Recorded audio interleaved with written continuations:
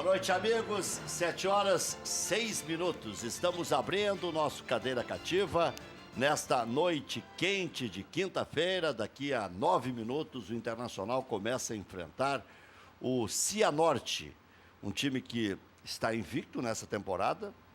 Aliás, está invicto desde março, abril do ano passado. E no seu estádio não perde desde 2015. É um time fraco, obviamente, é um time da Série D. Só fiz essa introdução para dizer que não é aquele jogo que o cara só vai saber de quanto o Internacional vai ganhar. Se vai ser 5, 6, 4. Daqui a pouco pode dar uma complicada aí. Um time muito rico, né? Aliás, um time que tem algumas normas bem definidas. Por exemplo, tratar bem os jogadores. Casa com piscina, no máximo 2 morando na casa e tal, para não virar confusão e tudo mais. O presidente era o pai, passou o cargo para o filho. O presidente é multimilionário, dono de uma empresa de moda feminina, exporta para uma montanha de países e também tem um frigorífico, abatedouro de aves. Tanto é que uma vez contrataram o Helder Granja, em função do sobrenome, e acabou ajudando o Helder Granja a subir até de divisão o Cianorte. Foi para o Matadouro também. Foi para o Matadouro também. E muitos técnicos gaúchos já trabalharam por lá. Eu me lembro de vários e vários elogios feitos aqui nesse programa pelo técnico Bagé, que ficou muito tempo lá no Cianorte e treinou mais de uma vez a equipe do norte do Paraná. É um time que uma vez, em certa oportunidade, tocou 3-0 no Corinthians. O jogo foi em Maringá. É bem verdade que depois tomou 5-1 em São Paulo. Mas teve a condição de, num campo quase que neutro, porque o jogo foi em Maringá, meter 3-0 no Corinthians. O técnico era o falecido Caio Júnior e o técnico do Corinthians era o Daniel Passarella. O Corinthians vivia um inferno astral naquela época e acabou tomando 3 do Cianorte. Apenas uma introduçãozinha rápida para apresentar o adversário do Internacional, que tem um técnico gaúcho. O Inter, que está definido, tem vários desfalques. O Colorado já está entrando em campo lá no Beira-Rio. Marcelo Lomba entra no lugar do Danilo Fernandes, aliás, segue no lugar do Danilo Fernandes. Dudu, Klaus, Victor Cuesta e Iago. Esta é a defesa titular, a exceção do goleiro. Dourado e Edenilson, a dupla de marcadores, é titular. Patrick é titular. Marcinho e D'Alessandro com o Roger na frente. Então, a rigor, o Inter tem uma mudança no gol, uma mudança nesse esquema do 4-2-3-1 na linha de 3 e uma mudança na frente, o Roger. Perdeu também o Potker, que o Marcinho vai substituir, e o Nico Lopes, que seria o reserva imediato do Potker. No Grêmio, os empresários do atacante André, do Sport Recife, trabalham para que o jogador deixe o clube. Direção do time pernambucano deve procurar o Grêmio nos próximos dias, tentando reatar as negociações. O Tricolor segue interessado também no Gonçalo Carneiro, do Defensor. Entre o clube e o jogador já há acerto encaminhado, porém a pedida feita pela equipe uruguaia segue acima da média que o Grêmio quer pagar. Bola aérea defensiva preocupa Renato. Em 2018 a equipe principal sofreu 5 gols dessa forma, em apenas 7 jogos disputados. No início da tarde desta quinta-feira, o meia Marcelinho Paraíba, que ainda está ativa, atualmente jogava pelo 13, sofreu um acidente vascular cerebral de grau leve. Jogador de 42 anos, não está em estado grave, mas ficará em observação pelas próximas 48 horas. Para quem não lembra, o Marcelinho Paraíba, obviamente que os gremistas lembram, o Marcelinho Paraíba foi um dos grandes destaques do Grêmio, campeão da Copa do Brasil em 2001, formando o ataque rapidíssimo ao lado de Luiz Mário ou do Varley, que é outro que está atravessando problemas, né? O Varley teve um problema que não quis pagar um travesti lá e tomou facada. É. O Ronaldo pagou. E pagou bastante, né? O Ronaldo pagou. Esse aí não dava a brincar com esse tipo de coisa, né? O cara é público. O Varley jogou na seleção brasileira. Tem que só muda o valor, se descobrir antes ou depois. É. Antes é mais barato. Vladimir, pelo jeito, conhece essa conversa aí. Ouvi falar muito. Viu falar muito? Ouvi falar muito. Se acerta antes, não dói. Se acerta antes, já sabe a mercadoria que tem na frente, né? É. Se acerta depois, aí é a surpresa. Mas que o problema ali do acerto foi o seguinte, que o Varley teria exigido mais coisas. Então, tem Queria extras. tinha outras práticas que não estavam combinadas preliminarmente. Ele queria o vai e vem. Agora é impressionante como os jogadores... Boa noite a O todos. jogador gosta dessas frias, né? O jogador, Lembra o Didi, eles aquele são fiasquento? completamente despreparados para o mundo real, né? Porque eles, desde que eles começam lá nos juniores, sub-15, sub-20, eles são tão paparicados pelos clubes de futebol. Jogador a nível de Varley, que já teve na seleção, jogou em grandes clubes. Marcelinho teve na seleção. Ronaldo, tudo. Quer dizer, eles são paparicados de uma tal forma que quando eles param de jogar futebol e Não vão sabe para o comprar uma mundo real, passagem. não sabe fazer um check-in no hotel. Até vou te dizer, depois do advento da internet, eu acho que até agora eles se desdobram um Mas pouquinho melhor. Porque é só apertar aqui, apertar ali. Mas tá? Eles são Mas se atrapalha. totalmente desprovidos Mas é igual da ao político realidade. quando perde mandato. Não sabe o que fazer. Político, quando perde o mandato, é parecido. Parecido. Aí abre um posto de gasolina, quebra, abre uma loja De 1,99. tecido, de 1,99, quebra. E tu sabe bem disso, né? Tem até presidente que quebrou com 1,99. Presidente da República, Ex-presidente. com 1,99. 1,99. Quebrou. Mas era um atacadão, então. Olha, um atacadinho. Né? Se fosse um atacadão, não seria quebra, seria uma catástrofe. Mas tem. Mas quem é o presidente da presidência? A ex-presidente. Presidente Lula? Não, a Dilma. Ex. Ex. Não, eu tava Ela dizendo... tinha uma noja. Então, quebrar é uma coisa corriqueira, né, na economia brasileira. Só sobrevivem os mais competentes, claro. O Vladimir sabe bastante histórias desse mundo político, né? Bom, não tivemos vitória ainda de brasileiro, só do Vasco, né? Que foi na fase de mata-mata. Ainda nem estreou na fase de grupos, vai estrear só no dia 13. O Vasco contra a Universidade de Chile, né? Mas até agora nenhum brasileiro ganhou. E um já perdeu, né? Foi o Palmeiras que tomou 4. Pois é, mas a surpresa foi essa, porque exatamente como no ano passado, Cruzeiro que se perdeu. vocês, se vocês lembram, vamos ver como é que o Palmeiras vai se Palmeiras portar. está hoje. Vamos ver como é que o Palmeiras vai se portar, porque é mais ou menos parecido com o Inter de uns anos atrás. Entrava no Campeonato Brasileiro favorito. Agora é o Palmeiras. Entra nas competições favorito em todas. Não, e o pior é que você tem razão. um. O Internacional chegou a ser 5, 6 anos favorito. Favorito. E aí diziam que era a imprensa do Rio Grande do Sul. Não era a imprensa do Rio Grande do Sul. Era o melhor elenco do país. Era a imprensa nacional. Mas foi por anos o melhor elenco do país e por anos não ganhando nada. Né? Não, até vou te dizer, o Inter ganhou, mas não na proporção de que se dizia que era favorito. O Campeonato Brasileiro não ganhou nenhum. Né? O Campeonato Brasileiro não ganhou nenhum. Copa do Brasil não ganhou nenhuma. Né? Ganhou a Libertadores e tal, mas o torneio que ele apontava, é verdade, o torneio que ele era apontado como mais favorito, era o brasileiro sempre. Campeonato Brasileiro. O Inter ficou 3 vezes vice, né?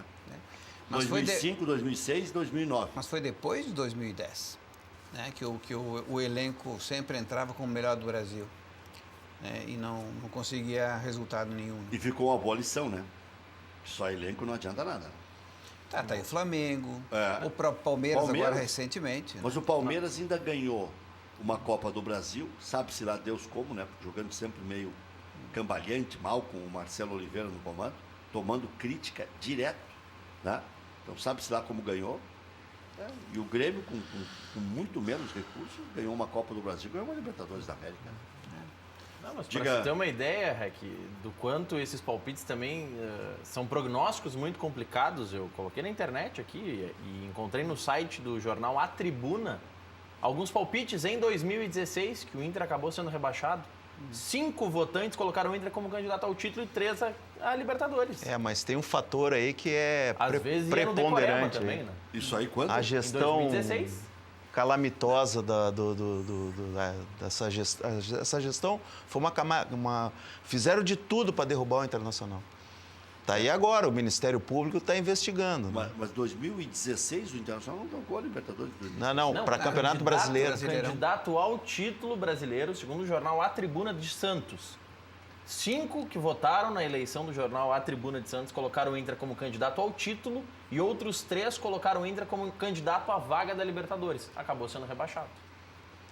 Muitos iam no decoreba na imprensa nacional. Começou líder. Sim, sim. Ele é a 6ª ou 7ª rodada. Sim. Começou líder.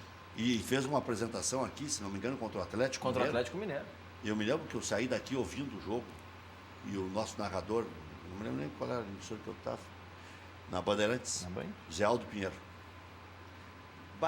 Enchendo a bola do Internacional. E jogou bem mesmo, né? Jogou bem, jogou por música. Mas é uma tradição. Em 2017 também entrou como favorito. 2017, o ano passado. 2017. Entrou como favorito. Na Série B. Favorito da segunda. O cara tá sempre muito antenado com o Vladimir, né? Ele faz uma frasezinha e larga e deixa o cara pensar. 15 rodadas de antecedência, né? 50 pontos na frente, era prognóstico. Aquilo ali eu não engoli. Eu não engoli. Mas olha, esse negócio é isso. Sempre chamo de fanfarronice isso. Né? Assim como quem fez o cálculo agora para o Grêmio no classificar no Campeonato Gaúcho, eu chamei de alarmista. Porque quando dificultou o cálculo, o que a imprensa fez? Liquidou com o Grêmio. Não, tem que fazer 14, 15 pontos, mas baseado no quê? Os outros times não empatam e não perdem. Baseado nessa que todo mundo vai ganhar. Todo mundo no campeonato vai ganhar. Ou que 5 ou 6 iriam disparar. Quando isso é impossível, no campeonato de 12. Bastou ganhar uma, já emparelhou. Ganhou 2, tranquilizou.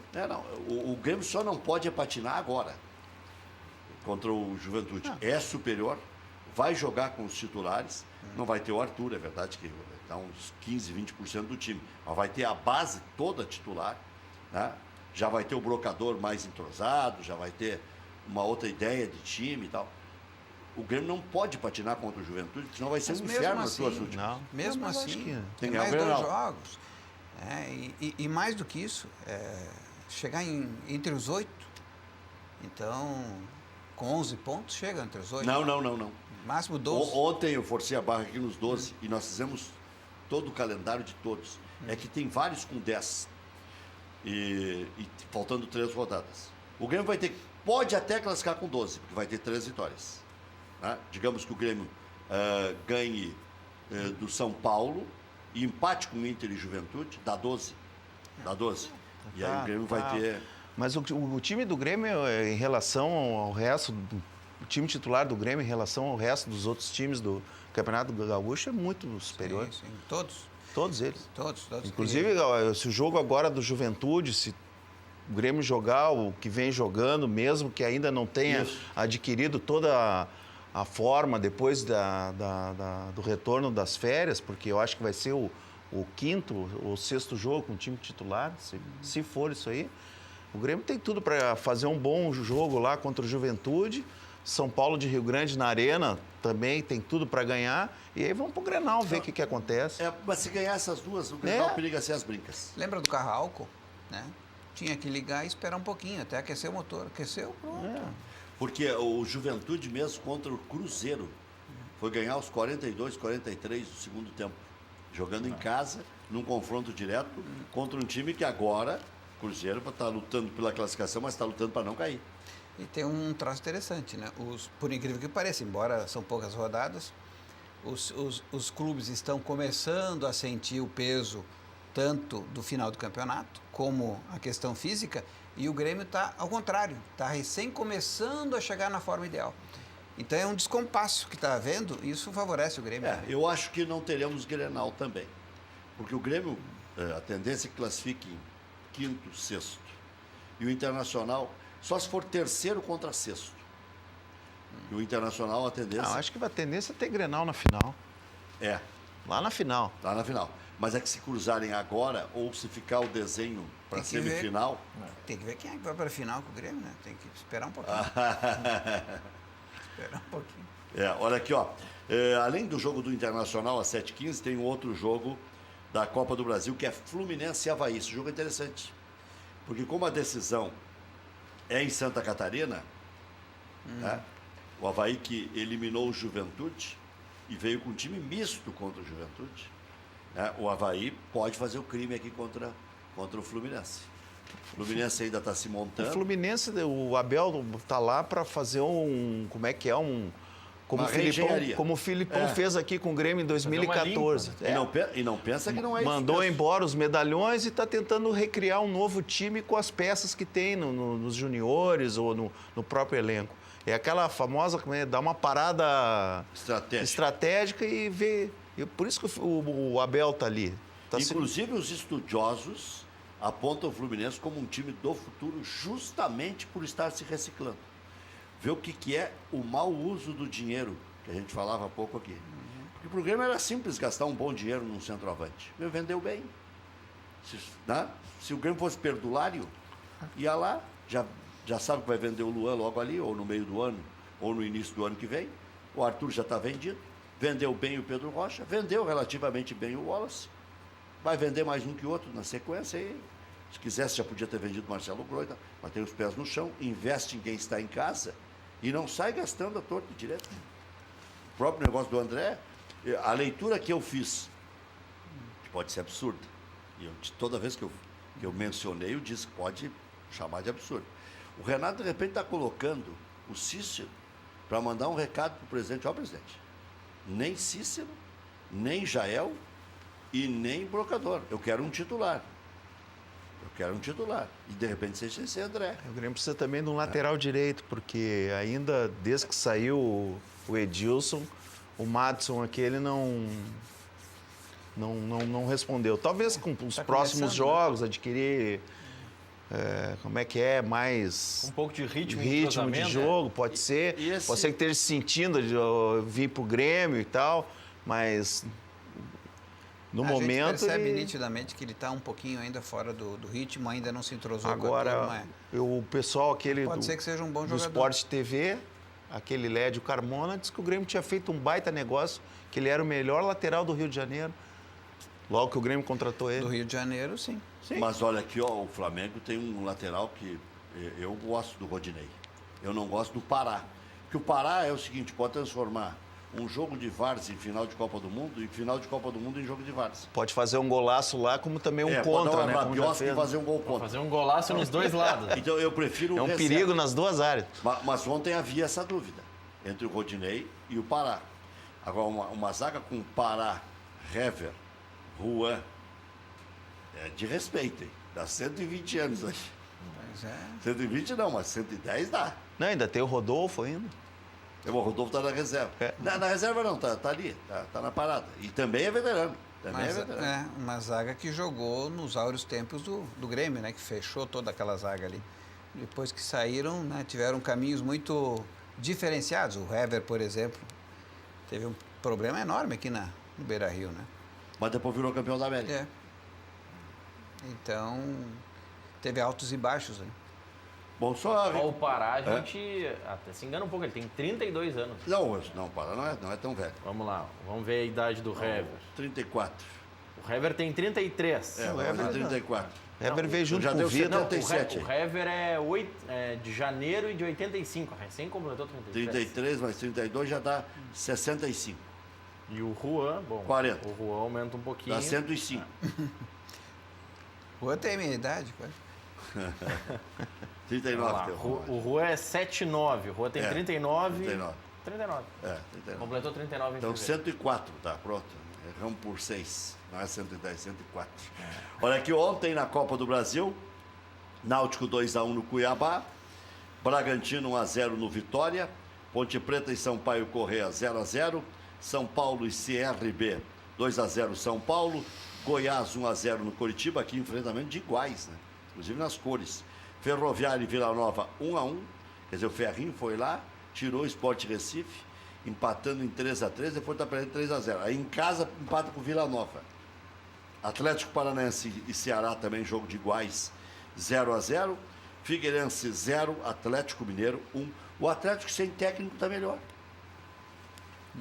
Né? Sim, com a saída do Fred também melhorou um pouco também.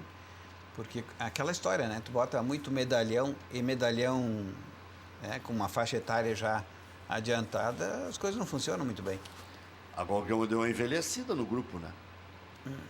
Claro que confiando na renovação do elenco ao longo do tempo, até porque o Grêmio quer conquistar mais de uma competição e viu no ano passado que o brasileiro podia ter sido até melhor, né? Mas o Grêmio manteve o Cícero, manteve o Jael, que não é criança, trouxe o Brocador, trouxe o Michael Suel, que não é criança, tem o Kahneman, tem o Jeromel, que vai fazer 33 anos, tem o Marcelo Gomes, mas o Grêmio tem o Léo Moura, tem o Marcelo Oliveira, tem o Bruno Cortes. Mas o Grêmio está montando um elenco que não tinha no ano passado, porque nem em número de peças e nem em qualidade, como tinha o ano passado. O Grêmio tinha titulares, assim, além dos 11, uns 3 ou 4 só, porque as substituições que o Renato fazia no segundo tempo, todo mundo já sabia decor. Agora, pelo menos, tu já tem 2 centroavantes, pode ter agora o terceiro, tu já tem mais gente no meio campo. Mas o que aconteceu com o Grêmio no ano passado? 3 casos, um de indisposição, né, de marasmo, Gata Fernandes, e 2 de indisciplina,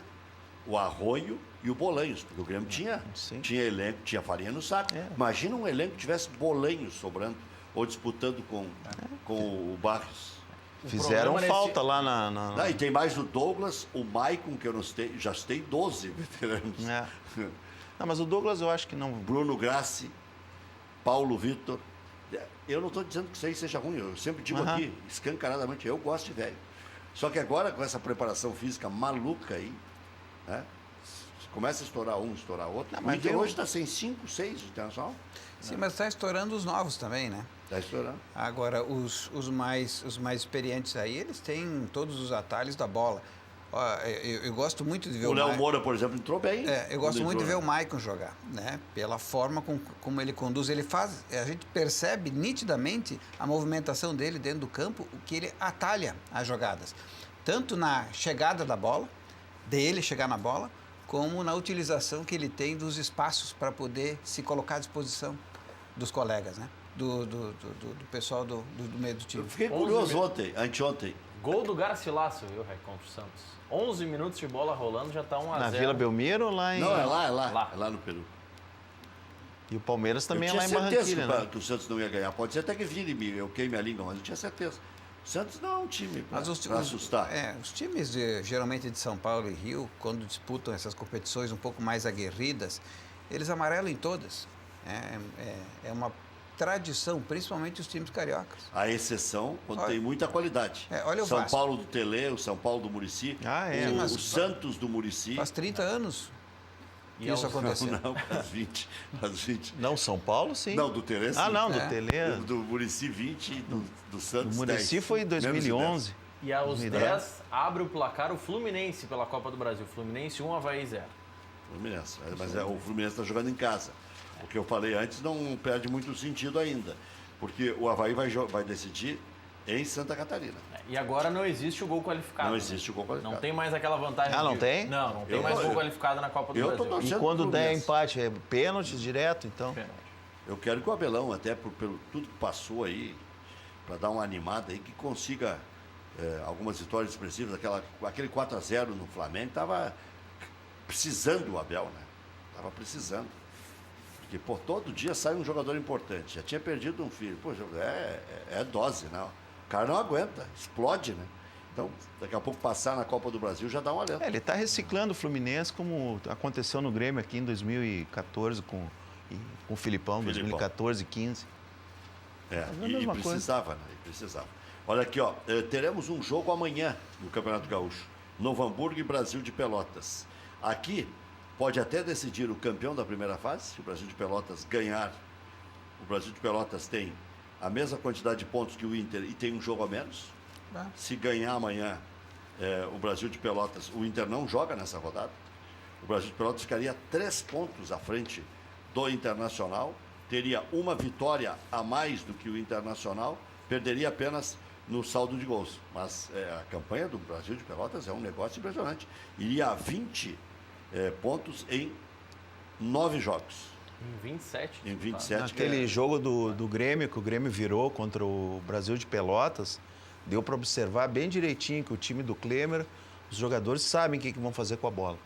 É um time bem montado, o time do Klemer. Eu só tive convicção de que o Grêmio viraria quando eu vi o Alisson e o Jael na beira do campo. Eu disse, Agora o Renato vai jogar para ganhar e jogando em casa ganhou com a corda no pescoço, ia ter que produzir. Mas o time do Klemer é bem direitinho. Tá? Tiro enjoado. Não, sabem o que vão fazer com a bola, sabem onde... Não é aquele amontoado em campo e todo mundo correndo atrás da bola e ele... Não é o que... A maioria de jogo do Campeonato Gaúcho, o que é? É tentar dar um chute de fora da área para pegar o goleiro ou bola alçada na área para ver o que acontece. Seleção brasileira, vocês fazem tanta questão de convocação de jogadores do Grêmio? Ou em função de perder os atletas em 4, 5, 6 jogos, depende para que eles vão ser convocados. Tem amistoso, tem o período preparatório para a Copa, que aí eles já estarão lá na Rússia, enquanto que o Grêmio estará jogando aqui Campeonato Brasileiro, Libertadores da América. Tá? Tem possibilidade de perder na semifinal do Campeonato Gaúcho? Aí é uma questão até, eu acho que de justiça com relação a principalmente 2 atletas, que um por lesão não pôde ir adiante, mas o outro também por um merecimento em relação ao que ele está jogando e o que jogou no ano passado. Acredito que essa convocação, mesmo que nós tenhamos eles, né, desfalcando a equipe, é uma questão de justiça e de reconhecimento pelo trabalho que o Jeromel e o Arthur têm feito aí ao longo desses últimos meses. E o Groy é uma incógnita, né, em relação à convocação, porque... Depende da cabeça do Tite. Porque realmente... Porque a bola que ele pegou... As 2 bolas que ele pegou são as 2 defesas mais espetaculares da história da humanidade. Nunca antes nesse mundo. Minha Nossa Senhora! Aquela contra o Barcelona e contra o Lanús aqui. Alguém tem alguma dúvida? Não. Quando a gente fala das defesas espetaculares, a gente lembra aquela de 70, não é? Não, mas eu lembro as do Cássio contra o Chelsea. Meu divino. Mas daquelas de 70. Olha, tinha hora que eu disse, bom, agora vai entrar. O goleiro era o Inglaterra? Banks. Banks. A gente lembra aquela defesa sempre como a mais espetacular. O Marcelo fez melhor nas 2. Uma aqui na Arena, contra o Lanús. Foi espetacular. E só não virou vinheta aquela segunda, porque tinha havido a primeira. Sim. E aquela primeira, então, foi um troço... Não tem essa de sorte. Sorte se... Né, bate no poste, aí é sorte. Mas às vezes tem que ter um pouco de sorte. Porque ele fez um reflexo certo. Mas ele fez um movimento... que bata e entre. Né? Às vezes bate e entra. Ele fez um movimento perfeito de abertura, né, de espaço, ou de fechamento de espaço para a bola. Não, foi sensacional. Tecnicamente foi uma atitude correta. O que faz a maioria dos jogadores? Se atira no chão. Ele não se atirou no chão. Né? E naquela aqui na Arena... Ele se atirou no chão e aí fez aquela defesa espetacular. Então são 2 defesas que, se não são as 2 melhores da história... É difícil. Estão entre as 3 melhores. Eu me lembro das defesas do Cássio contra o Chelsea. Do Manga contra o Cruzeiro. Das defesas do Darley. Teve um Grenal que era do Dario Pereira, treinando o Grêmio. O que o Darley pegou, o Darley disse que aquele foi o melhor jogo da vida dele. Não. Terminou as manchetes. A manchete na segunda-feira nos jornais era Darley 0, Inter 0. É isso.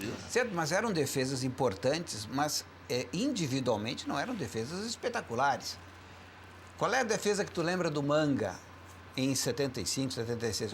Qual é a defesa principal que tu lembra dele? Não é nenhuma defesa. Um chute do Nelinho em curva no ângulo. Não, é uma Ele com o dedo quebrado foi buscar. Mas é uma interceptação que o Manga fez na cobrança de um escanteio, que ele defendeu e tirou a bola da cabeça, não sei de quem, se foi do Cruzeiro, com uma mão só.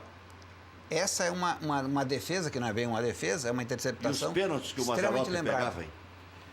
O Mazzaropi era bom. O Mazzaropi era bom. E aí, o Mazzaropi era pegador de pênalti. Com a bola rolando, né? Porque... Mas tirando essas 2 defesas do Marcelo, o Marcelo entra no mesmo patamar ali do Darley, do Manga, dessa turma. As defesas. Agora, aquelas 2 ali, elas realmente são excepcionais. Tanto é que o rapaz que fez o quadro, eu esqueço o nome dele, trouxe aqui e nós ficamos mostrando o quadro e a defesa. O quadro e a defesa. O Mauro, né? Mauro.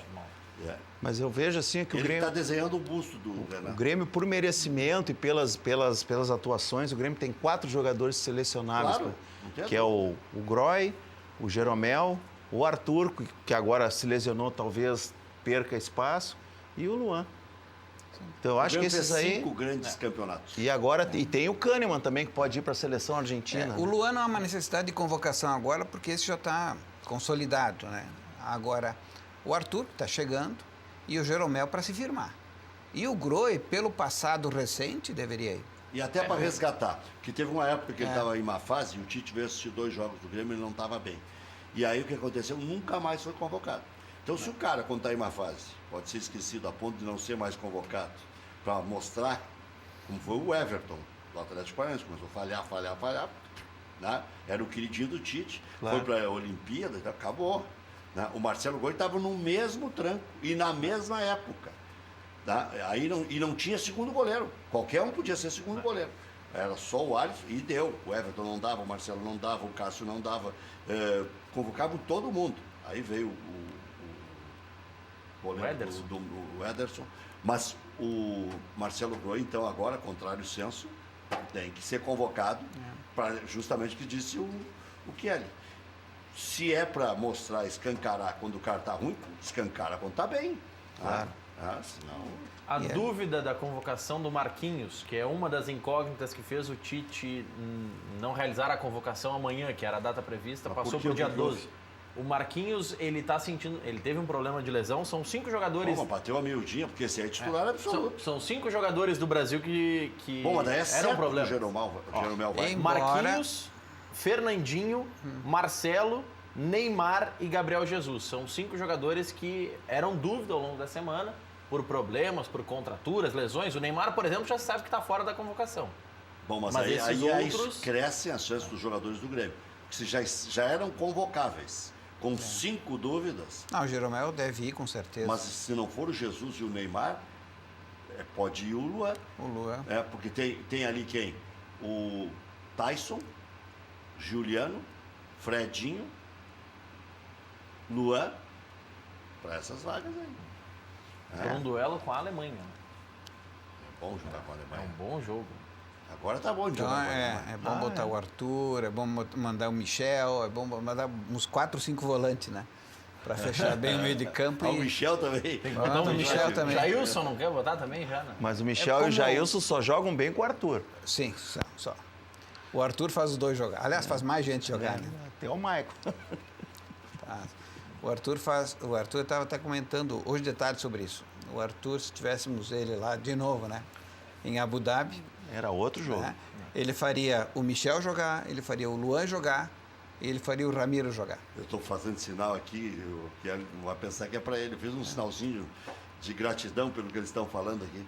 Diz que eu entrevistei o Argel aqui, o Argel foi para a 2ª divisão. Entrevistei o Tite, começou a lesionar a seleção brasileira inteira. Mas eu entrevistei o Renato ganhou tudo. Por que vocês não lembram isso aqui? Entrevistei o Renato antes da decisão da Libertadores. A banca paga e recebe.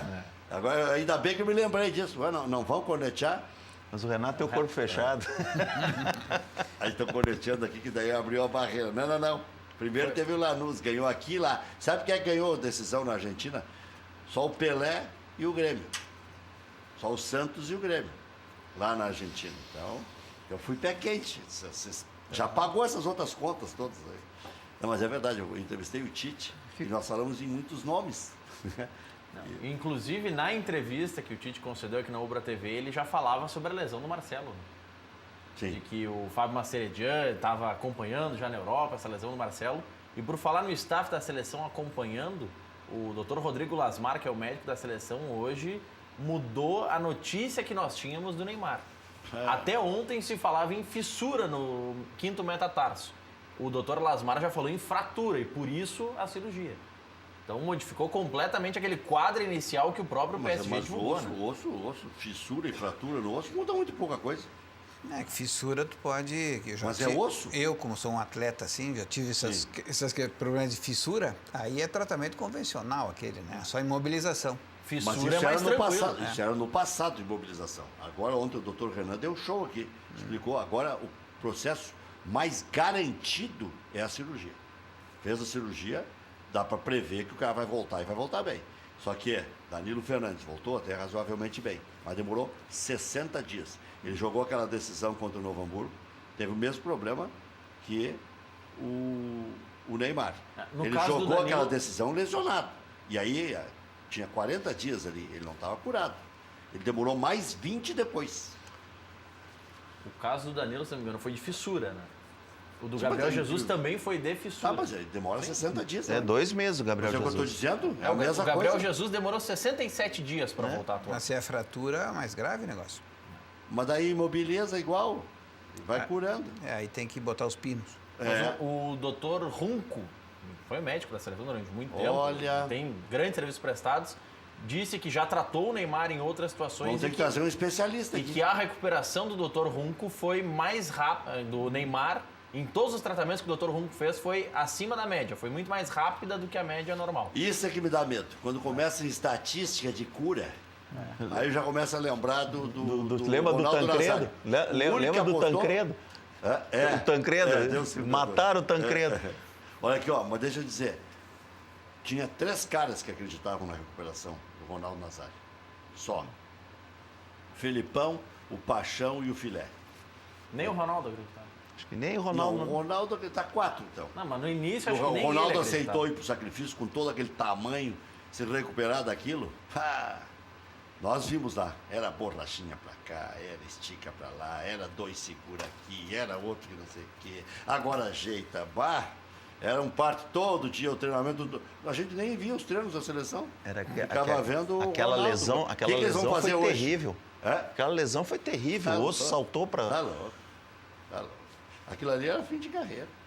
Mas daí os deuses do futebol permitiram que a gente visse o Ronaldo ser campeão ainda em 2009, agora aqui contra o Internacional, jogando bola. Jogando bola.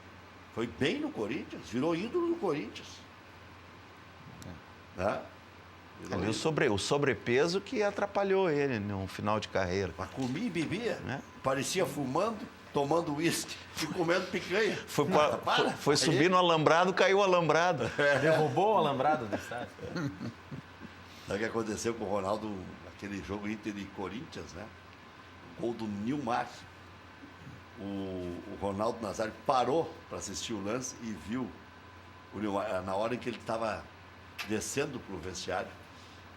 Aquele foi um dos gols mais bonitos do futebol, né? E o Nilmar está sem time, né? Não, mas o Nilmar não está sofrendo de depressão. Mas eu falei com o sogro dele algumas vezes e tal, o Eduardo Guimarães é meu amigo, e ele disse, olha, ele vai reagir e vai jogar esse ano. Porque o Santos... Ele rescindiu com o Santos. Sim, ele aceitou não mas o Santos nada. também tem outro jogador, se não me engano, o Thiago Ribeiro era. Thiago também. Também por depressão. Também era depressão. Daqui a pouco é a Vila. A Vila que Não sabe o que fazer com tanto dinheiro, né? É isso. O cara fica depressivo. Mas o Grêmio está estável economicamente, né? Financeiramente, né? O Grêmio está saneado economicamente, né? É claro que as dificuldades são normais, porque o custo financeiro fixo é permanente, né? E as receitas são variáveis. Quando entra um atleta numa negociação, estabiliza e, na verdade, cumpre parte do orçamento. Mas o fato principal que tem que ser dito na questão gerenciamento, que o futebol mudou bastante em relação à forma de gerenciar e administrar com o presidente Romildo, né?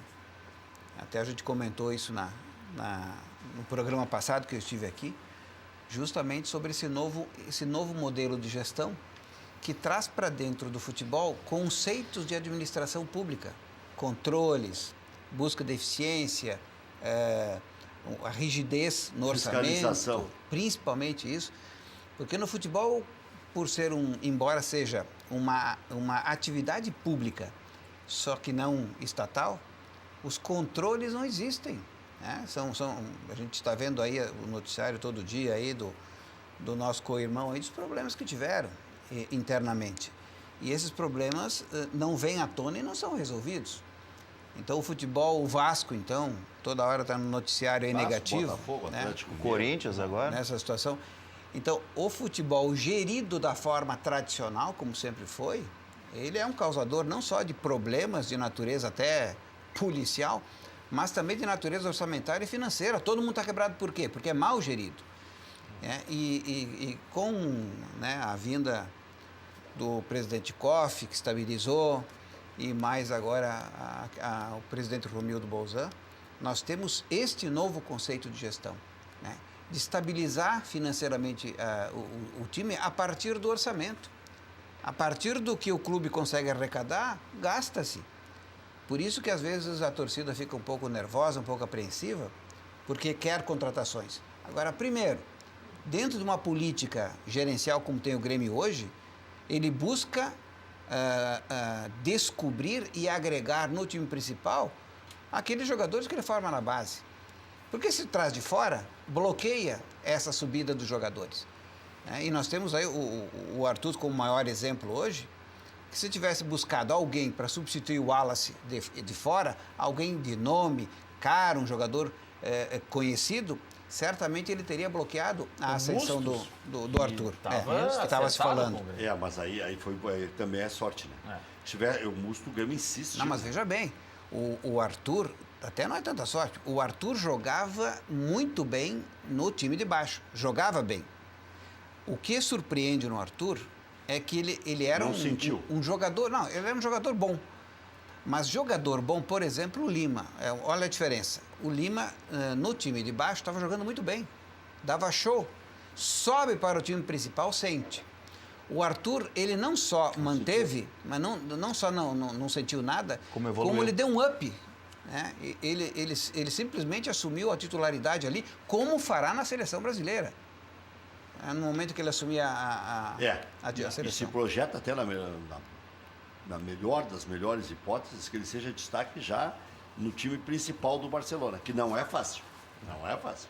Olha aqui, boa noite, Rec. Eu acredito que o jogador do Grêmio e do Inter, para serem convocados, tem que ser muito superiores aos de outros estados. Os técnicos sempre sofrem influência da mídia do centro do país. Infelizmente, ninguém será convocado. Um abraço a todos, sou fã do programa. Ricardo Viamão, olha, eu já pensei um pouco sobre essas coisas. Há uma valorização do futebol do Rio Grande do Sul. É só ver a quantidade de técnicos na sequência treinando seleção brasileira. Dunga, Mano Menezes, Falcão, Filipão 2 vezes, Tite, né? É uma sequência enorme. Mas veja bem, eu acho que nós estamos sendo muito valorizados com a possibilidade só no Grêmio de 4 jogadores. Mas a disputa não é dos jogadores do Grêmio com o Rio e São Paulo. Com o mundo. É com a Europa. Então, olha o grau, e né? até com ex-jogadores do próprio Grêmio e Inter. Isso. Juliano é ex-jogador do Grêmio e do Inter. Fred e Tyson são ex-jogadores do Internacional. E aí vai. Douglas Costa, ex-jogador do Grêmio. Eu nem tinha citado antes. Douglas Costa. Ótima possibilidade de reposição. Vai brigar com o próprio Luan. Não é fácil. Aí, Rec, E em tempos idos o Grêmio tinha o Carlos Eduardo, que também frequentava a seleção brasileira, o Lucas Leiva, que frequentava a seleção brasileira, o Anderson, que frequentou com o Dunga a seleção brasileira. Quer dizer, então... E há quantos anos nós temos técnicos gaúchos? Há quantos anos? Né? Quem é que furou a fila ali? Ninguém, né? O Parreira foi em 2006 o último. Depois só 2010 Dunga, 2014 o Filipão. Depois Mano Menezes. E agora o Tite. Não. O Dunga, Mano, Filipão. Dunga de novo. Dunga de novo. Tite. E o Tite, quer dizer... Então, o estilo gaúcho de jogo foi para dentro da seleção, até por isso que ela está bem agora, né? Ela está ajustada com um toque de bola mais refinado por conta da qualidade dos jogadores. Agora, disputar, por exemplo... O Tite não gosta desse negócio de escola gaúcha. Ele gosta de escola brasileira. E deixa bem claro. A primeira vez eu até dei uma porrada, ele disse, isso é para criticar o Filipão e tal. E aí, na última entrevista, ele reafirmou. Eu cito ele Andrade, mas cito também Tele Santana, cito o Zagallo. Ele tem que fazer média com os caras lá em cima também, né? E ele sabe que hoje tudo vaza. Da entrevista aqui, chega lá na mesma hora. A entrevista está no mundo inteiro no Facebook. Mas o que alimenta isso, esse pensamento do telespectador, é a coincidência que aconteceu em 2016. O Juliano foi vendido pelo Grêmio em julho. No mês seguinte, o Tite faz a sua primeira convocação e leva ele. A primeira convocação depois da saída do Juliano do Grêmio tem o nome do... E há quanto tempo o Tite estava na seleção? Não, foi a primeira convocação do Tite. Então. Mas são essas coincidências... Mas de repente ele convocaria mesmo ele estando no Grêmio. É que são essas coincidências que alimentam esse pensamento de que o Grêmio não vai ter o jogador convocado porque joga aqui. Sabe qual foi a minha pergunta quando o Tite deu uma entrevista logo que assumiu na seleção brasileira, na Bandeirantes? Tinha que deixar uma entrevista, uma pergunta gravada. Eu perguntei para ele. Tite, muitos defendem que futebol ainda é igrejinha. É por isso que você está convocando frequentemente Fred, Tyson, Juliano, E ele disse, bom, tinha que ser a pergunta do Ekman, mas não tem problema. Eu perguntei. E ele não disse muito diferente. São jogadores que eu conheço.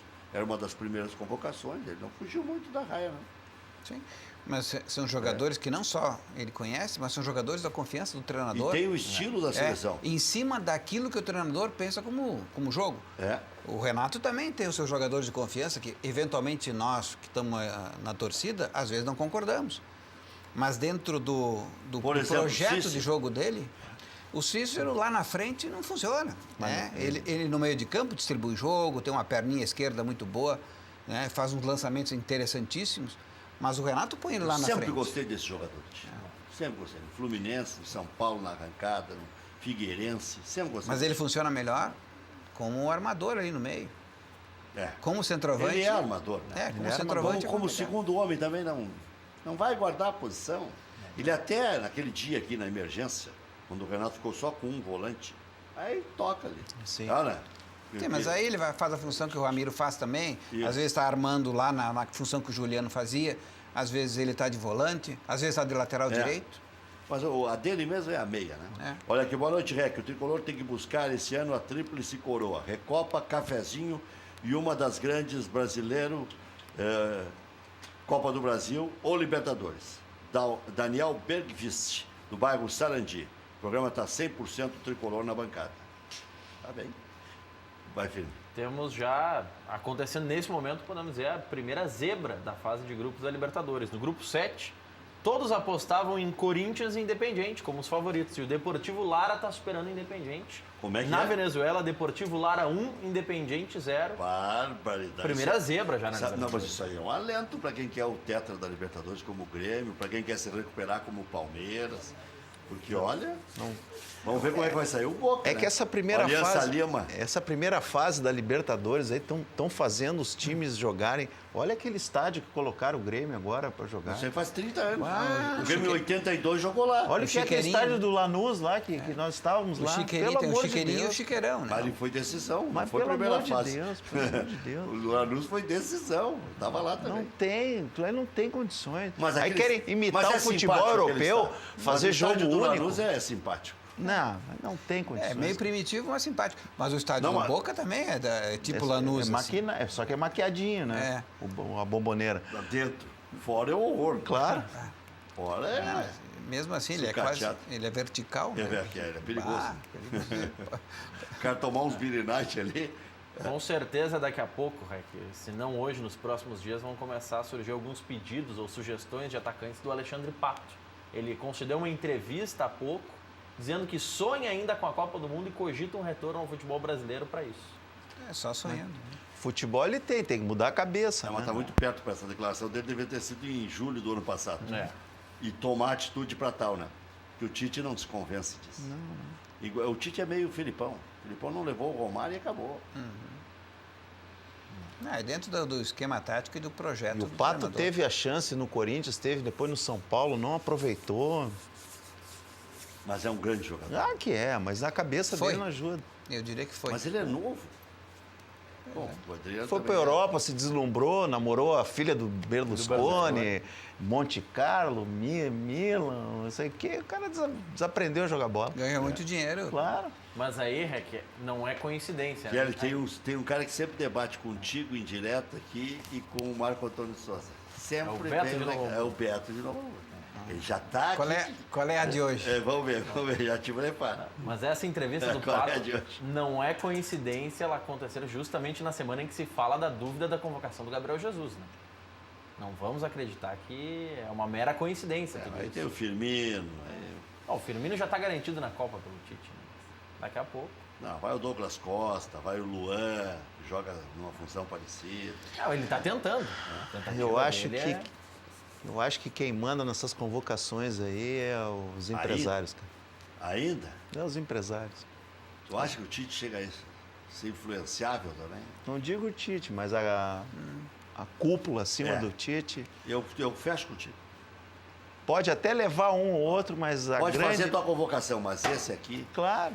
Lembra em 90... Tem 22 vagas, a 23ª é minha. Em 94, lembra que é que o Parreira levou da última hora? Ninguém sabia de onde é que ele tinha tirado e não tinha essa divulgação. Paulo Sérgio, né? Paulo Sérgio. Tá, mas e... Ah, tá jogando uma enormidade na Alemanha. Mas quem era o padrinho do César Prates? Me conta. Mas aí foi um jogo amistoso, né? Aí não foi tanta coragem. E o do Jefferson? Do Jefferson era a aldeia, né? Mas o padrinho do César Prates era o Héldio Macedo. Estava no Rio e convenceu o Zagallo. E sabe qual foi a resposta do Zagallo? Eu convoquei para provar que ele não tem condições de jogar na seleção brasileira. A resposta é sensacional. É muito melhor do que a convocação. Convoquei para provar que ele não tem condições. Então não convoca, né? Sim.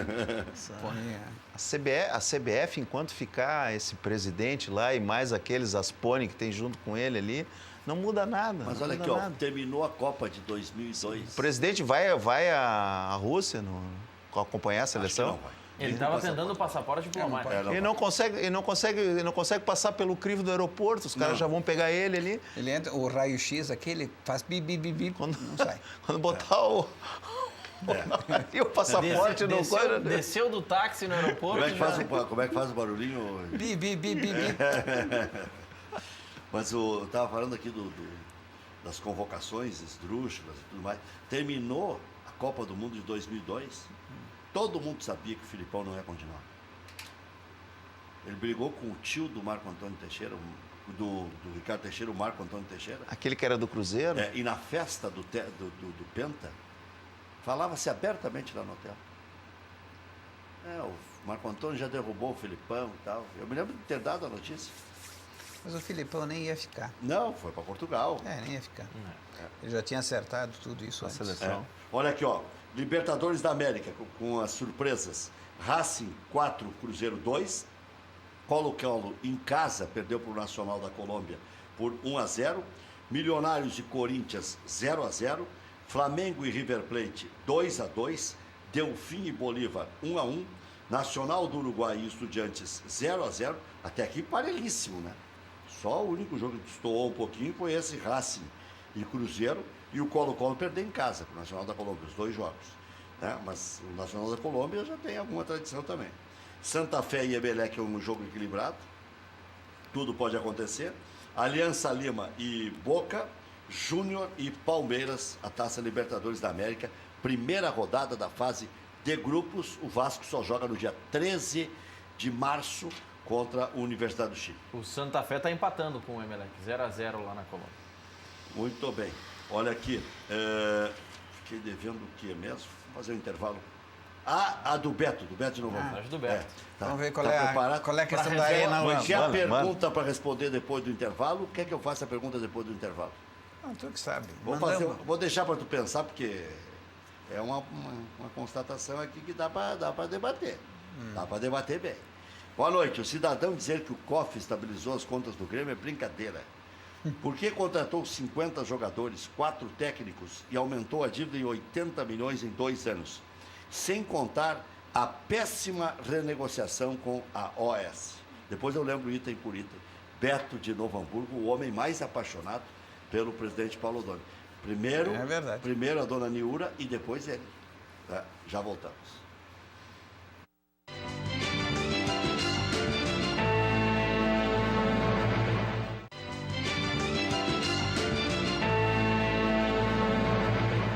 Horas, as várias micro perguntas. Contesta que o COF estabilizou o Grêmio. Diz que o COF contratou 50 jogadores, contratou 4 técnicos, aumentou a dívida em 80 milhões em 2 anos. Depois te faço a da OS. Cada um vê o cenário pela frente que melhor lhe aprover, né? Porque, na verdade... E escolheu o Romildo para presidente também, ele não botou aqui.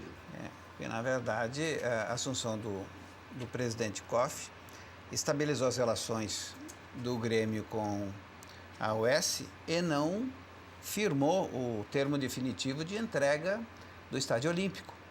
Fato pelo qual, até hoje, o Grêmio mantém a propriedade do Estádio Olímpico graças à atitude e à ação do presidente COF, né, que percebeu, logo que assumiu, as dificuldades de execução daquele contrato. Tanto é verdade que esse contrato jamais foi executado, né? E era ruim tanto para o Grêmio como para a UES. E esse contrato sofreu alterações. As alterações contratuais fizeram com que o Grêmio deixasse de pagar 42 milhões de reais por ano e passasse a pagar 18 no aditivo que foi feito com a utilização, por conta da utilização do anel superior para os sócios do Grêmio, que migraram do Estádio Olímpico para a Arena. Então, a estabilização que eu falo é administrativa, projetos de estabilidade administrativa que envolveram, claro, as atitudes do presidente Koff também, é da velha guarda do futebol. E o presidente Koff adotou aquelas velhas táticas que os demais presidentes também adotaram, de contratar. Por quê? Nós estávamos disputando a Libertadores da América. Era para resgatar mais rápido a autoestima do Grêmio. Isso. E nesse contexto, evidentemente, que os déficits ocorreram exatamente como em anos anteriores. Né? Não havia diferença em relação que à bom que tu questão não está orçamentária. tapando o sol com a peneira, que é exatamente o que eu faço. Elogio o Koff no que tem que elogiar e critico no que tem que criticar. Ele quis mais rapidamente dar um chega para lá no Internacional.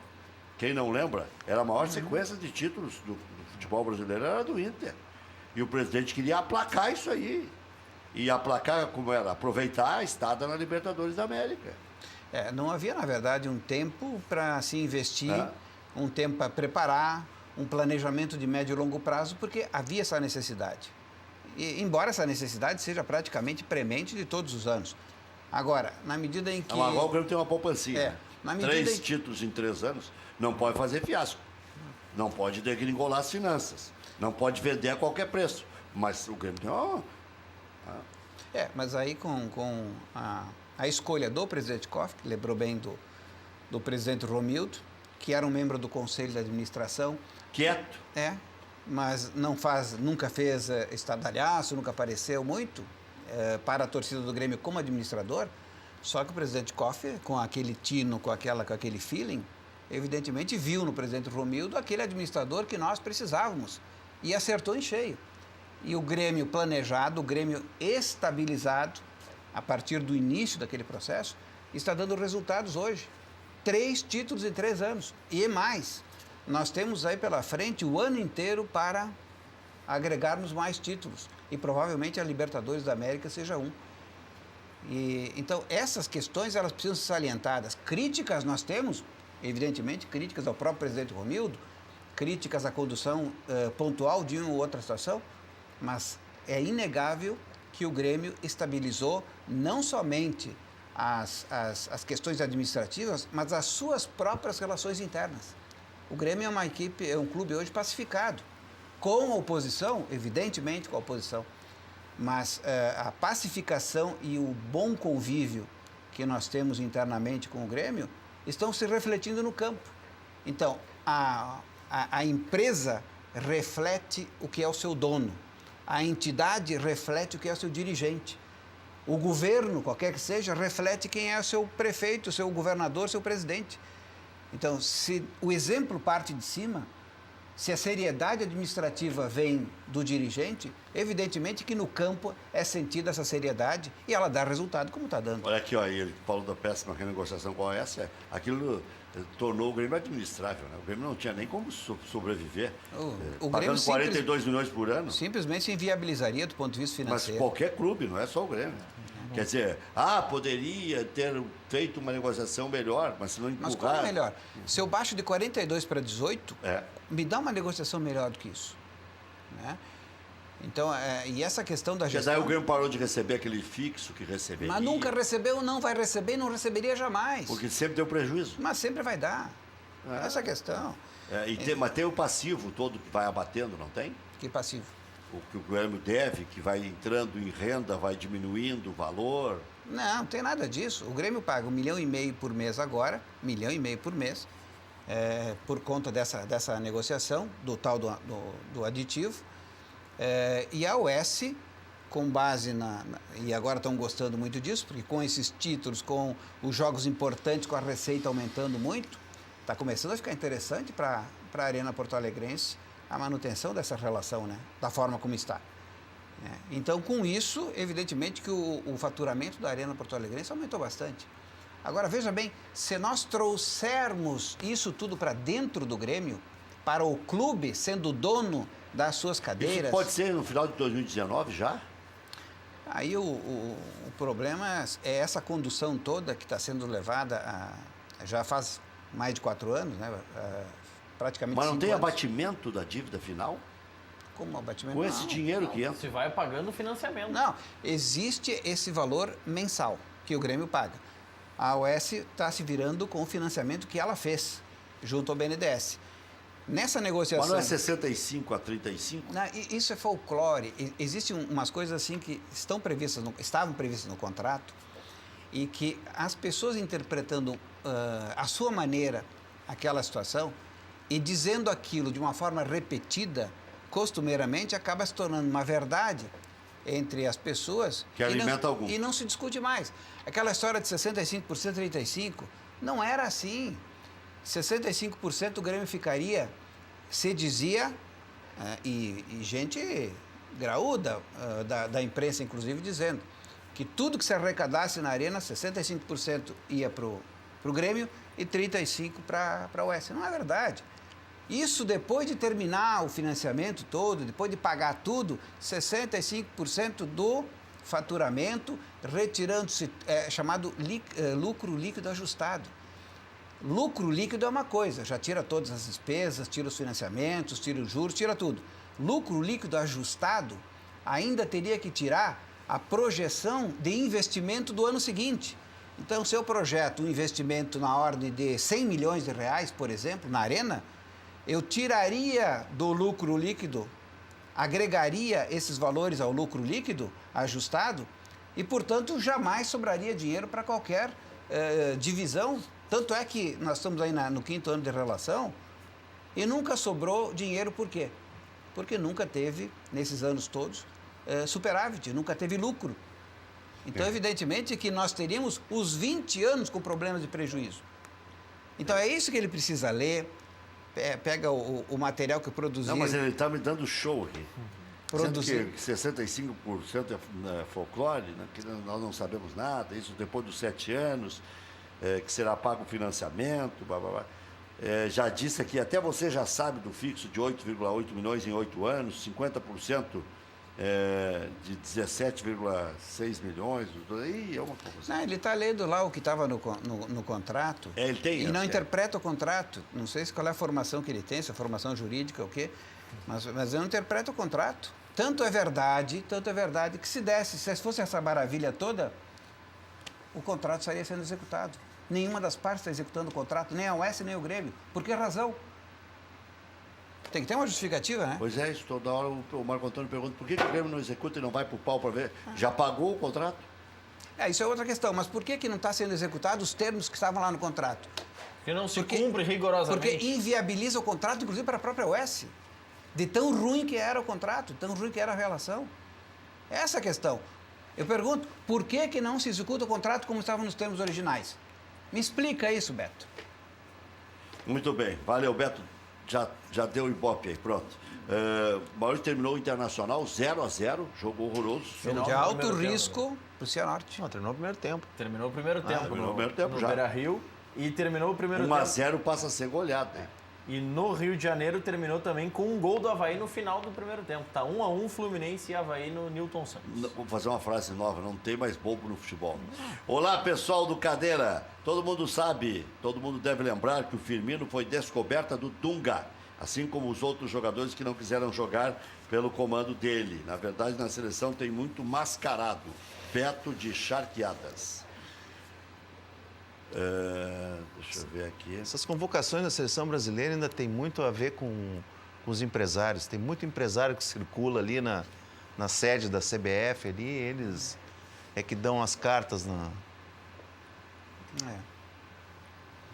Olha aqui, Rec, o Maurício Pelissari está mandando um abraço, um cita em especial para o Zago alemão aqui de São Marcos. O Maurício Pelissari mandando o abraço.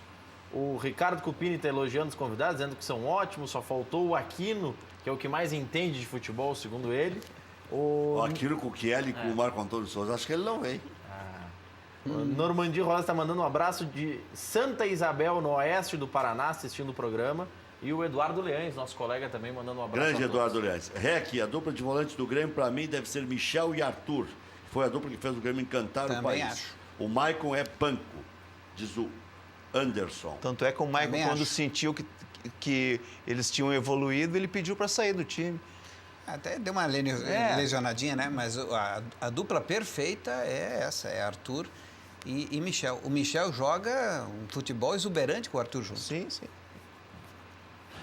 O jogo de esteio. Aquele jogo lá em Guayaquil contra o Barcelona, que jogaram aqueles dois. Então, em Lanús também, primeiro tempo lá em Lanús. O casamento Arthur perfeito. ficou Olha aqui, em ó. campo. Boa noite, Rec. Até onde vai a novela André e Grêmio? Ele jogará mesmo no Grêmio? Será que vale todo o esforço para trazer esse jogador que talvez nem se firme no ataque titular? Marcelo de Guaíba. Eu acho que ele vai se firmar. Acho que ele tem o estilo de jogo do Grêmio. Acho que é um bom jogador. Mas veja como, faz gols. Tá? Veja como o Grêmio está conduzindo a negociação. Sem pressa, sem pressão, sem desespero, sem forçar a barra. Se dá, dá. Se não dá, nós temos aí Brocador, Jael, nós temos aí um ataque razoável. Então, essa é a diferença, quando a gente fala em administração de futebol, a mudança na gestão, de fazer a gestão com planejamento, com calma, com tempo. Mesmo com pressão. E a pressão, administrar a pressão. Só que agora, claro, nós temos uma situação um pouco confortável em relação à pressão, né? Com 3 títulos em 20 dias, praticamente, né? Um pouquinho mais, evidentemente que a pressão diminui. Mas mesmo quando o presidente Romildo estava no início do seu mandato, que nós não tínhamos ganho nem gauchão, mesmo assim a condução está sendo hoje a mesma do início do mandato do presidente. Boa noite, o treinador do Inter dá muita explicação, diz o Betinho, e ele me mandou esse recado antes do jogo, não foi agora. Que a geral punida novamente, o Ministério Público está de palhaçada, está na hora do Romildão botar na mesa para o MP, esse procurador Marco Aurélio Xavier é muito colorado mesmo, depois somos paranoicos. Bumbo lá em Oi? Emirados Árabes, puniram o Grêmio por causa de um bumbo lá nos Emirados Árabes e Abu Dhabi, e uma faixa e um sinalizador em Lanús, quer dizer que foram agora? acontecimentos até fora do país, e foi um só que levou um bumbo da geral. Pelas fotos que postaram nas redes sociais, eram 3 bumbos. Que estavam lá, 3? Enfim, mas... Tá, mas não tem nada grave nisso. Sim, mas... que daqui a pouco... Descumpriram uma determinação. Eles não respeitaram uma punição que estava vigente, por isso ampliou o tempo. Mas é uma possibilidade. Alguém combinou com os árabes? Faltou combinar com os árabes, né? Que estava proibido aqui, né? Então tinha que proibir lá. É um troço sem pé nem cabeça, né? Vamos combinar. Não, combinar com a FIFA. O Grêmio teve que pedir autorização para a FIFA para poder levar material. Acho que agora é exagero mesmo. Não, fora de propósito. Não houve pauleira, não houve quebra-quebra. Eu sou contra isso. E lá em Lanús também não causaram nenhum problema. Um sinalizador e uma faixa. Lá em Abu Dhabi teve confusão, claro, né? 2 policiais tiraram... Sim. Os policiais tiraram dois torcedores do Grêmio lá, que estavam um pouco baleados, né? Mas foi só isso. Nada de alarmante. Não, nada. Olha aqui, ó. Rec, show de programa. Inteligência e elegância. Abraços, Clayton de Porto Alegre. Tô de gravata. É isso. Acho que é o meu óculos novo, deve ser isso. Né? Já voltamos.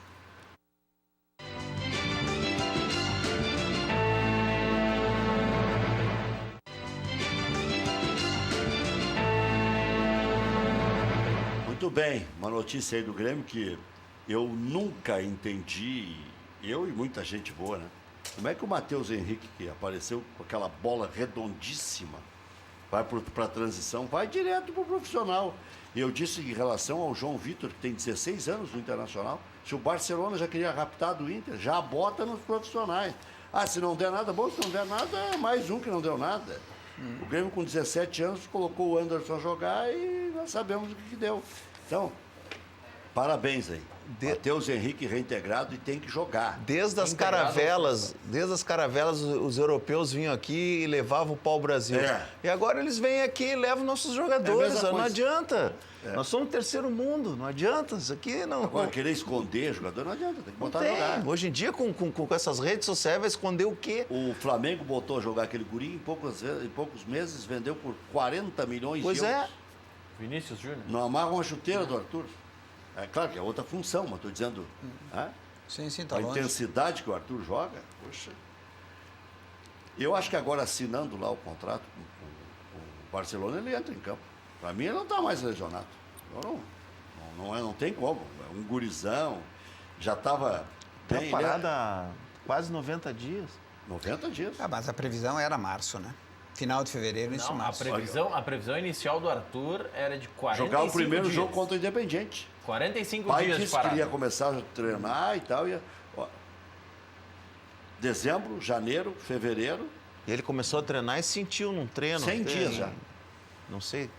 Ele sentiu num treino. Sentiu antes da viagem para a Argentina. Isso. Muito parecido foi com o Luan, né? Antes da final da Libertadores aí, que ficou quanto tempo parado? Que a previsão era uma e acabou se prolongando um pouco mais. Voltou na hora certa. E voltou na hora certa, assim como o Arthur vai voltar agora em março, né? Na hora certa, tranquilo. O Internacional está empatando, para quem ligou a TV agora, em 0-0 com o Cianorte. Jogo complicado, porque o Internacional tem jogado muito pouco. Né? O Internacional que tem alguns desfalques, nada justifica. Né? O Internacional está jogando contra um time da Série D e muitos mais eufóricos previam até goleada. Vá que o Inter consiga golear no segundo tempo, mas é muito difícil. Isso é um time que dificilmente perde, mesmo que seja da Série D do Campeonato Brasileiro e esteja em quinto, sexto no Campeonato Estadual. Está invicto no Campeonato Estadual. Que início de 2 temporada, vitórias e 4 empates. Início de temporada, até o pessoal começar a ganhar forma, a coisa é muito equilibrada. É muito equilibrado. Não tem, ninguém se desponta agora no início da...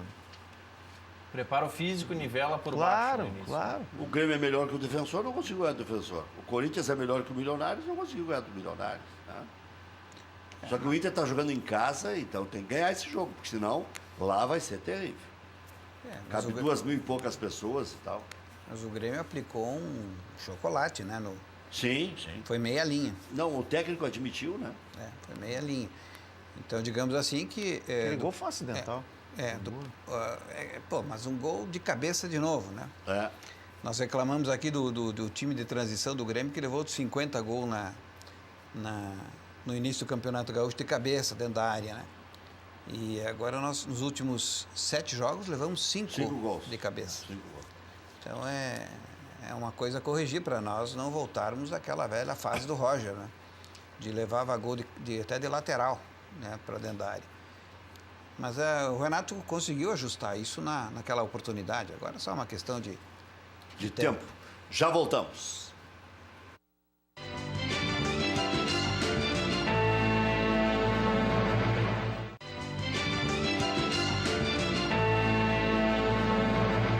Estamos de volta. Começou o segundo tempo no Beira-Rio. O Internacional vai empatando em 0-0 contra o time do Cianorte. Partida de volta semana que vem lá no Paraná. Empresa gaúcha com mais de 25 anos de atuação na Cidade Baixa. Central de Imóveis chegou ao bairro Tristeza, principal centro comercial e de lazer da região sul da capital. Faça com mais de 15 mil clientes. Encontre a solução ideal para você. Acesse o site e saiba mais. centraldemóveisrs.com.br. Central de Imóveis administra condomínios como ninguém. Nova Central, Zona Sul. Aluguéis, condomínios, vendas. Venceslau Escobar, 1786.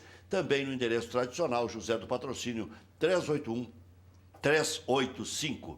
Pede Apoio possui mais de 20 lojas situadas no Rio Grande do Sul e São Paulo, trabalhando com as principais marcas de produtos médicos, hospitalares e de bem-estar, ortopédicos também. Acesse o site pedeapoio.com.br e faça sua compra online. Loja Intershop da Rodoviária, produtos licenciados do seu clube do coração. Em frente aos boxes de chegada dos ônibus. Televendas 3225-2378. Bascaria, a melhor pizza de Porto Alegre. Nada bate a Bascaria. Localização, charme, prazer, bom gosto, preço justo. Bascaria, Comendador Caminha 324, em frente ao Parcão. Peça também em casa, o melhor custo-benefício, o menor preço, 3061-6262. Bascaria é a pedida. Vocês trocariam a Libertadores esse ano pelo Brasileiro, que o Grêmio não ganha há 22 anos? Eu acho que o Grêmio tem chance de ganhar as duas, mas seria pedir demais. Mas eu acho que tem time para isso. É que a gente também não deve ser tão fominha assim, né? O brasileiro, tá certo que a gente não ganha já há algum tempo, mas prioridade que eu acho que o Grêmio... E vai ter que ter essa discussão logo adiante, né? Vamos ter que discutir qual é a prioridade, porque das 4 competições que nós vamos ter no ano, ainda, nós temos que escolher 2 ou 3. Sim. Né? Então, a Libertadores é prioridade 1, ir por tetra. E depois, Brasileiro e Copa do Brasil. Os 2 são títulos nacionais. Né? E os 2 têm... Só que a premiação da Copa do Isso. Brasil esse ano ela é... Só que a Copa do Brasil é fundamental por conta do dinheiro. E o outro é o Gauchão. E o outro, não. O outro é o Mundial. E que esse nós vamos ter que ganhar. Então tem 5 títulos. O Gauchão tu não fala? Não, o Gauchão... Mas o Gauchão é estanque, né? A gente pode até deixar Termina para o em Brasil abril de Pelotas, agora, né? Podemos deixar para o Brasil de Pelotas, para o Juventude. Os times do interior também têm que ser valorizados. Olha, conhecendo o presidente, o pessoal do Conselho de Administração e o Renato, eles vão jogar para ganhar todos.